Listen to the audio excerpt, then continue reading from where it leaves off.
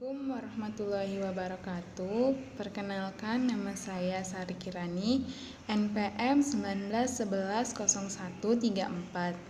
Di sini saya akan menjelaskan tugas pra-UAS saya yang diberikan oleh dosen pengampu, yaitu Ibu Anggraini Syaputri, SSTMN,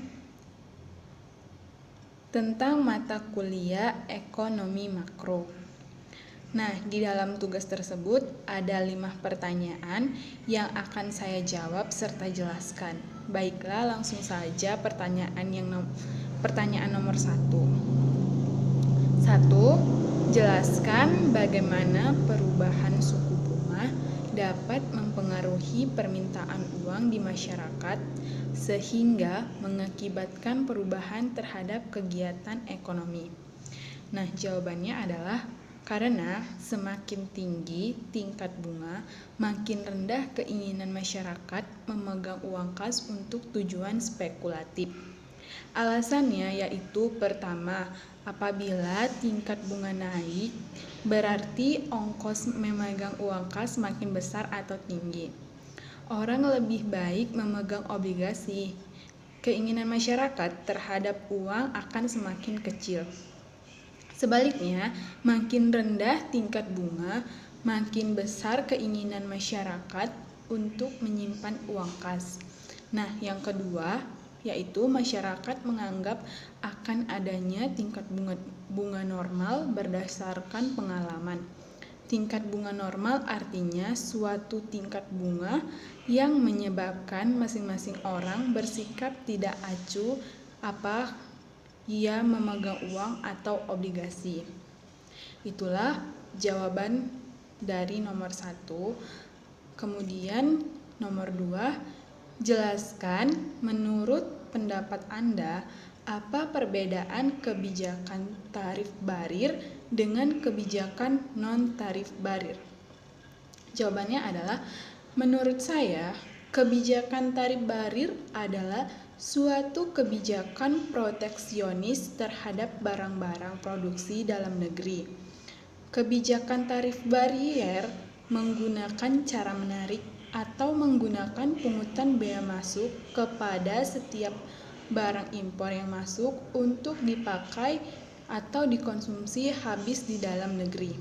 Sedangkan kebijakan non-tarif barir adalah suatu kebijakan yang dapat mengurangi potensi manfaat perdagangan internasional. Kebijakan non-tarif barir ini menggunakan peraturan tentang kemasan dan pemasangan label atau artikel. Nah, itulah penjelasan nomor 2 menurut saya. Kemudian nomor 3, jelaskan bagaimana instrumen ekonomi internasional. Jawabannya yaitu, kebijakan perdagangan internasional terbagi menjadi 3 bagian, yaitu yang pertama, kebijakan perdagangan internasional, yang kedua, kebijakan pembayaran internasional, dan yang ketiga, kebijakan bantuan luar negeri. Nah, yang pertama, kebijakan perdagangan internasional yaitu mencakup tindakan atau kebijakan pemerintah terhadap perdagangan luar negerinya, khususnya mengenai ekspor dan impor barang atau jasa. Misalnya, pengenaan tarif terhadap barang impor menggunakan kuota impor dan ekspor. Kemudian, nomor 2, kebijakan pembayaran internasional adalah mencakup tindakan pemerintah terhadap pembayaran internasional, misalnya pengawasan terhadap lalu lintas, devisa, dan pengaturan lalu lintas modal jangka panjang. Kemudian yang ketiga, kebijakan bantuan luar negeri adalah tindakan pemerintah yang berhubungan dengan bantuan atau grants atau pinjaman hutang loans, bantuan untuk rehabilitas serta pembangunan dan lain-lain. Nah, itulah instrumen kebijakan ekonomi internasional. Kemudian nomor 4, jelaskan menurut Anda apa yang dimaksud dengan perekonomian terbuka. Jawabannya, menurut saya, perekonomian terbuka adalah perekonomian yang melibatkan diri dalam perdagangan internasional, ekspor dan impor barang, serta penyertaan modal dengan negara-negara lain.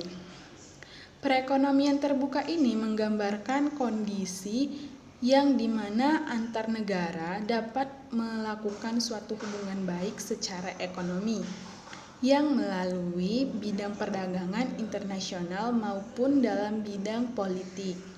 Nah, itulah menurut pendapat saya. Kemudian yang terakhir yaitu nomor 5.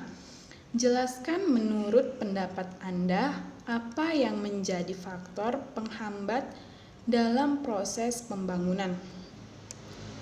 Jawabannya, menurut saya, faktor penghambat proses pembangunan yaitu 1. Adanya perkembangan penduduk dan tingkat pendidikan yang rendah. Kemudian perekonomian yang bersifat dualistik, tingkat pembentukan modal yang rendah, struktur ekspor berupa bahan mentah, dan adanya proses sebab akibat kumulatif. Nah, itulah jawaban serta penjelasan dari saya.